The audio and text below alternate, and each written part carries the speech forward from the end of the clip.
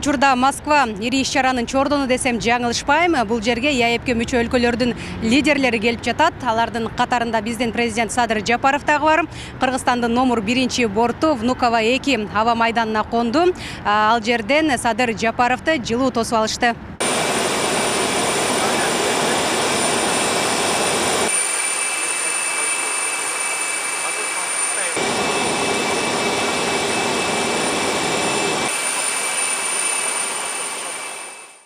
ЕАЭПтин органдарында Россия төрагалык кылып жатат. Ошондуктан Жогорку Евразиялык экономикалык кеңештин жыйынын жана 2-чи Евразиялык экономикалык форумду өткөрүүдө.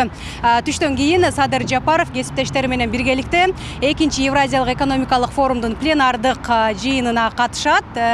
Анын күн тартиби жыш. Форумда адам капиталы, технология, кооперация, бажы тармагында кызматташуу сыяктуу сессиялар каралган. Ага 2,5 миңден ашык адам катышып жатат.